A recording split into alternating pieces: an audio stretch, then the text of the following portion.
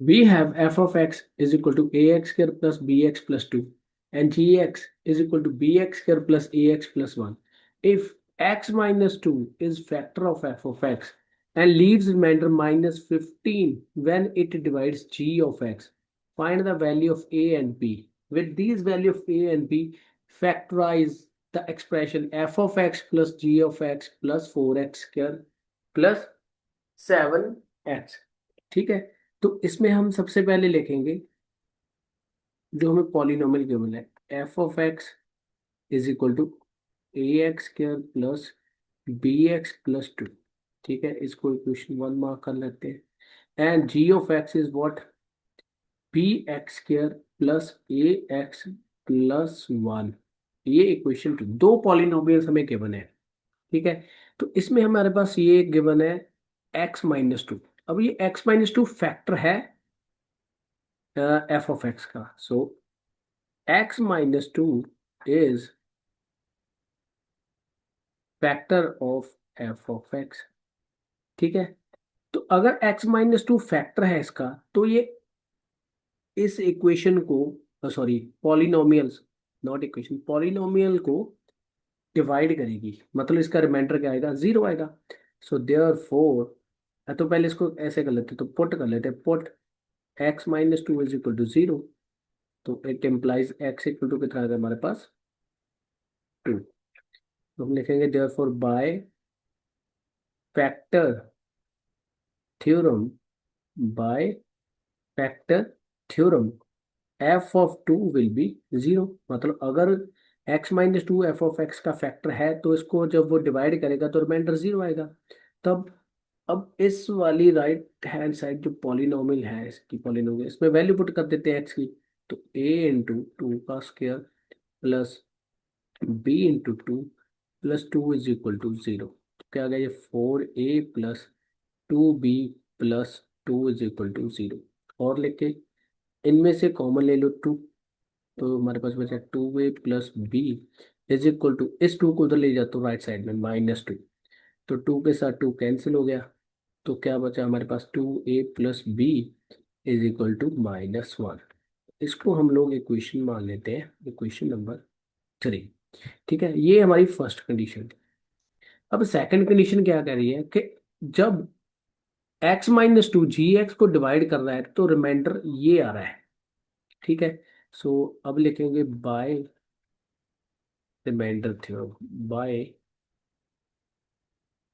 Reminder theorem. ठीक है, by remainder theorem when x, मतलब कि जब x माइनस 2 उसको डिवाइड करेगा, तो ये जो g ऑफ 2 हमारा, ये रिमाइंडर आएगा।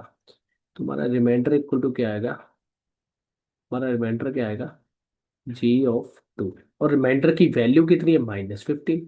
तो यहाँ पे -15 लिख लेता हूँ रिमाइंडर।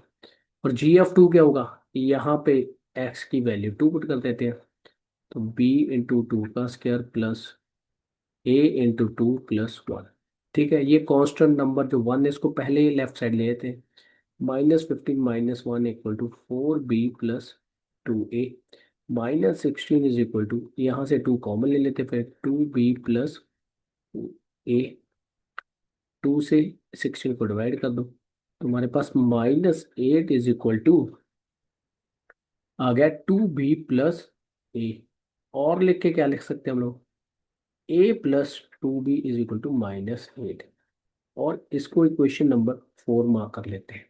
ठीक है, अब हमारे पास दो लीनियर इक्वेशन आ गई ए एंड बी में। अब देखो हमने फाइंड क्या करना है एक्चुअल में, पहले तो ए एंड बी की वैल्यू फाइंड करनी है।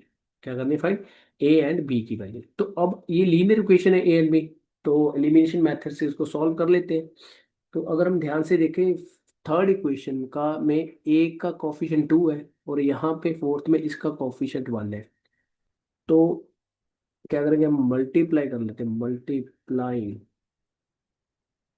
Equation 3 by 1 and equation 4 by 2 and subtracting them, and subtracting them। तो देखो इक्वेशन 3 को जब हम 1 से मल्टीप्लाई करेंगे, तो ये तो उतना ही रहेगा। 2a+b = -1। और जब इक्वेशन 4 को 2 से मल्टीप्लाई करेंगे तो ये इक्वेशन चेंज हो जाएगी। 2 को a से किया 2a+4b = -16। अब क्योंकि हम सब्ट्रैक्ट कर रहे हैं तो इनके साइन चेंज हो जाएंगे, माइनस, ये भी माइनस और ये प्लस हो गया। ठीक है, तो 2a के साथ 2 कट गया और माइनस का 4b में से +3b किया हमने, -3b = अब यहाँ पे +16 प्लस का हो गया और 1 माइनस का, ये हो गया हमारे पास 15। ठीक है, तो नेक्स्ट में कर लेते हैं। b = हमारे पास क्या आ जाएगा, क्या था, b = 15/-3, 15/-3 या -15/3 लिख लेते हैं। तो हमारे पास b की वैल्यू कितनी आ गई यहाँ पे, -5। ठीक है, अब इस b की वैल्यू को किसी एक इक्वेशन 3 या 4 में किसी में भी हम लोग पुट करके a की वैल्यू निकाल लेते हैं। ठीक है, तो जैसे -5 आई तो यहाँ पे हम पुट कर लेते हैं इक्वेशन 3 में। तो put value of b in equation 3। तो जो 3 इक्वेशन थी हमारे पास वो क्या है देख लेते हैं एक बार। 2a+b, तो मैं 2a-5 = -1, 2a = -1 + 5, ये 5 को राइट हैंड साइड ले आए। सो 2a = 4 आया और a इक्वल टू कितना है हमारे पास, 4/2। इसको कैंसिल किया तो a इक्वल टू क्या आ गया हमारे पास, 2। तो हमारे पास a एंड b की वैल्यू निकल गई यहाँ से। ये देखो, हमें a और b की वैल्यू निकालनी थी, वो हमने फाइंड कर लिया। अब हमें चाहिए इनकी हेल्प से, जो ए और बी की वैल्यू आई है इनकी हेल्प से हमने f(x + g(x + 4x + 7x को फैक्टराइज करना है। तो क्या करेंगे, सबसे पहले हम ए और बी की वैल्यू f(x और gx में पुट कर देते हैं। ठीक है, तो हम यहाँ पे लिख लेते हैं, putting value of A and be in equation, जो हमने मार्क किया 1। तो हमारे पास f(x) = क्या आएगा, तो यहाँ पे देख लो। तो ए हमारा 2, ए अगर यहाँ पे करेंगे तो 2x² प्लस बी कितना हमारा -2x² -5x + 2। ठीक है ना, ये समझ आ गया आपको। तो यहाँ पे मैंने ए की जगह पे हमने 2 पुट किया, बी की जगह -5। अब g(x) में पुट कर लेते हैं तो क्या आएगा, -5x²। ठीक है, एंड ठीक है ये आ गया। Now now put value of A and be in equation 2।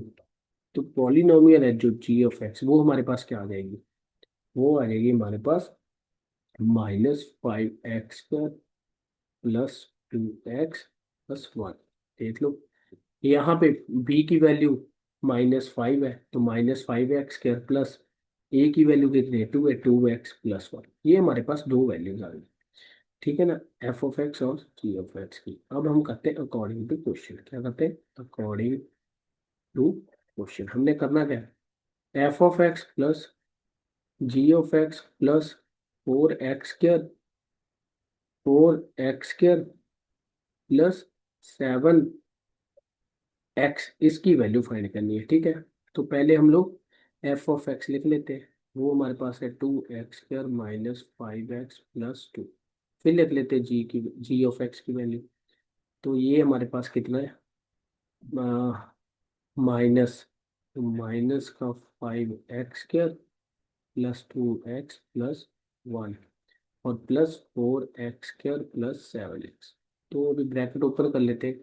तो 2x² -5x, यहाँ से करो, मिनट तब कर लेते हैं।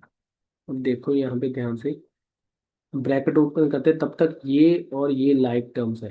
ठीक है, इनको सॉल्व कर लेते हैं। 6x², इसी तरह ये और ये भी लाइक टर्म्स है तो ये माइनस हो जाएंगे, +2x +2 plus minus -5x² +2x + 1। तो अब फिर ये लाइक टर्म्स बन गई, तो हमारे पास x² आ गया और ये भी दो लाइक टर्म है, 2x+2x 4x प्लस 2+1 3।